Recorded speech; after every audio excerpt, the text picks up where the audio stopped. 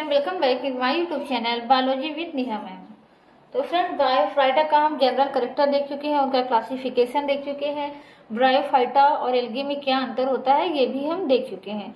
तो आज की इस वीडियो में हम रिक्सिया से शुरू करते हैं। तो रिक्सिया का सबसे पहले हम क्या देखेंगे, क्लासिफिकेशन देखेंगे। तो रिक्सिया को हमने बताया था कि किस में रखा गया है, हिपैटिकॉप्सिडा में रखा गया है। हिपैटिकॉप्सिडा को कई ऑर्डर में बांटा गया है, जिनमें से एक ऑर्डर है मार्केंसियल्स। इस मार्केंसियल्स ऑर्डर में जो है वो रिक्सिया और मार्केंसिया को रखा गया है। फिर रिक्सिया की फैमिली कौन सी होती है, रिक्सिएसी होती है। जीनस कौन सा होगा, रिक्सिया होगी। और स्पीशीज तो रिक्सिया की कई पाई जाती है। तो सबसे पहले आइए अब हम इसका रिक्सिया का अध्ययन करते हैं। तो देखिए, रिक्सिया क्या होती है, गैमेटोफिटिक प्लांट होती है। और इसका गैमेटोफाइट कैसा होता है, बार बार हमने बताया है। गैमेटोफाइट कैसा होगा, थैलोइड होगा।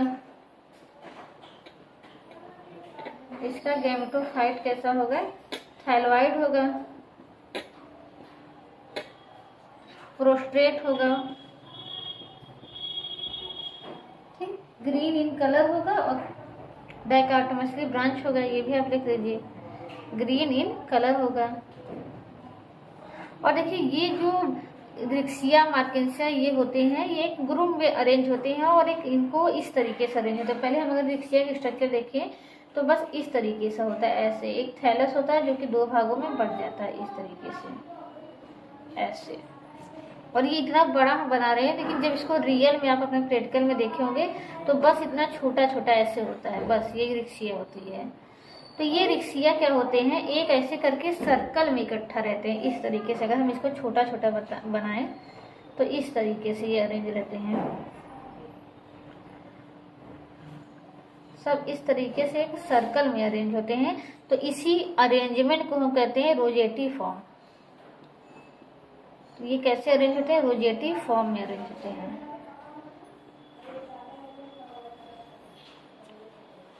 तो ये आप लिख लीजिए कि ये कैसे अरेंज होते हैं, रोजेटी फॉर्म में, ठीक। एक ही रहेगा, इसी को कहा जाता है रोजेटी फॉर्म। तो अब आइए हम एक थैलस का स्ट्रक्चर देखते हैं कि थैलस को जब हम वेंट्रल सरफेस देखते हैं तो क्या दिखाई देता है, डोर्सल सरफेस दिखाई देते हैं। तो खूब क्या दिखाई देता है, तो जब थैलस का हम वेंट्रल सरफेस देखते हैं इस तरीके से,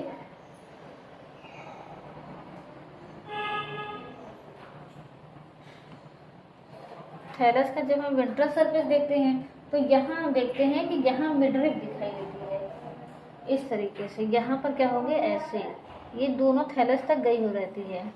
इसको हम क्या कहते हैं, मिडरिप कहते हैं।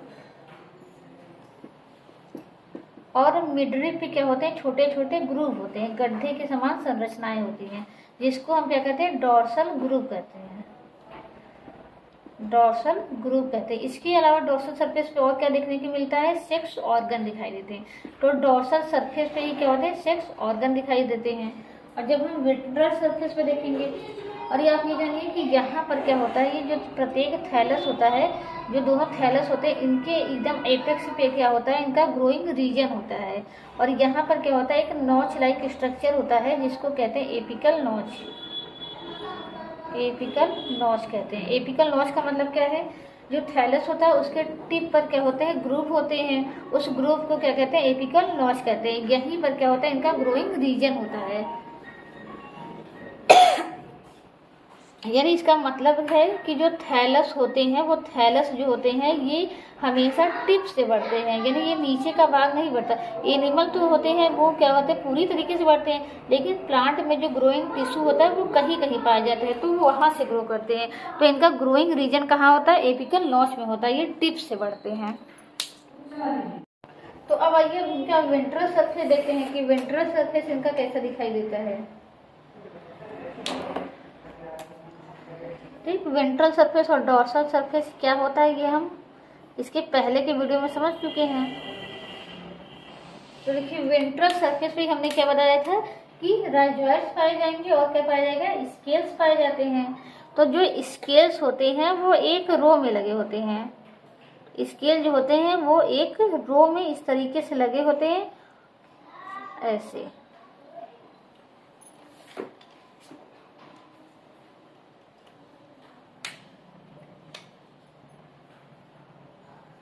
तो जो इसकी मार्जिन होती है उस मार्जिन पे क्या होते हैं, इस तरीके से स्केल लगे होते हैं। तो स्केल क्या होते हैं, यूनिसीरिएट रो में होते हैं और along the margin of thallus होते हैं। ये कैसे होते हैं हमने पहले ही बता दिया गया, मल्टी सेलुलर होते हैं, वन सेल थिक होते हैं और ये पिंक या वायलेट इन कलर होते हैं। उस कलर इनका जो होता है वो कलर इनका होता है एंथोसियानिन के कारण। एंथोसियानिन के कारण ही क्या होता है, इनका कलर पिंक या वायलेट होता है, पिंक या वायलेट। और इसी सरफेस पे ही हमें क्या देखने को मिलेंगे, राइजोइड्स मिलेंगे। और ये राइजोइड्स जो होते हैं वो टिप से शुरू होकर के कहाँ तक होते हैं, ग्रोइंग रीजन तक होते हैं, इस तरीके से। ये इस तरीके से इनमें क्या होते हैं, राइजोइड्स लगे होते हैं। तो राइजोइड्स कहाँ होते हैं, बीच में होते हैं। स्केल कहाँ पे होते हैं, किनारे पे होते हैं। तो इस तरीके से हमने देखा है इनका वेंट्रल सरफेस और इनका डॉर्सल सरफेस। अब आइए अब हम क्या देखते हैं, इनका इंटरनल स्ट्रक्चर देखते हैं। तो इंटरनल स्ट्रक्चर हमने बताया था कि जो हिपैटिक ऑक्सीडा होते हैं उनका अगर इंटरनल स्ट्रक्चर देखेंगे तो इंटरनल स्ट्रक्चर दो भागों में बटा होता है। और हम ये इंटरनल स्ट्रक्चर किस तरीके से देखेंगे, ऊपर से नीचे नहीं देखते, हम जो देखेंगे वो डॉर्सल सरफेस से लेकर के वेंट्रल सरफेस तक देखेंगे। जैसे ये कोई चीज है इस तरीके से है तो इसका ऊपर वाला भाग क्या होगा, डॉर्सल सरफेस होगा, नीचे वाला भाग होगा वो वेंट्रल सरफेस होगा। तो ये डॉर्सल से लेकर के वेंट्रल तक सेल कैसे अरेंज है वही चीजें हम देखेंगे।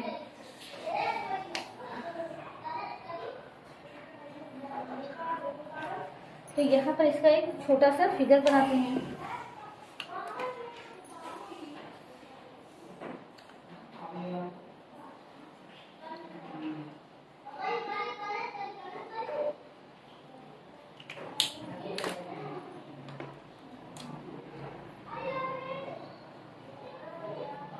तो यहाँ पर आप क्या देख रहे हैं कि दो प्रकार की सेल्स हैं।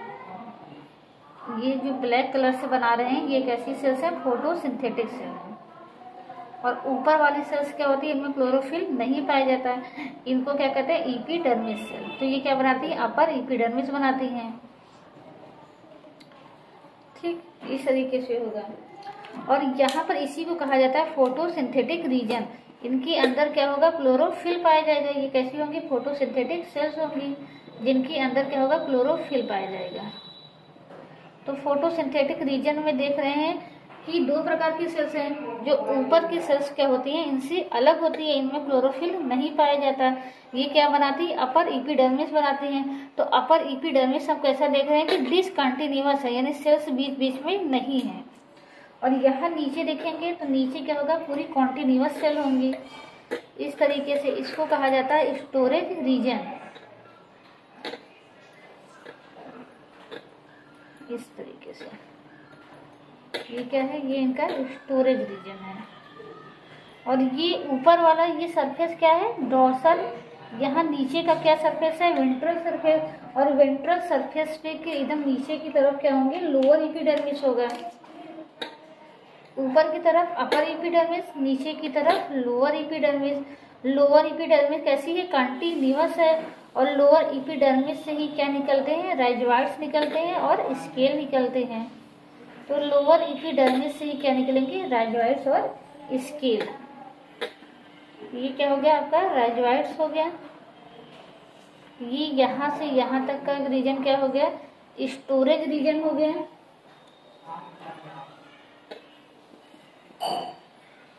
Storage reason. सबसे लास्ट में क्या हो गया, लोअर एपिडर्मिस।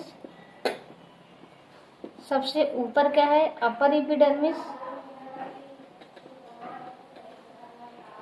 इस रीजन को हम क्या कहते हैं, फोटोसिंथेटिक रीजन। फोटोसिंथेटिक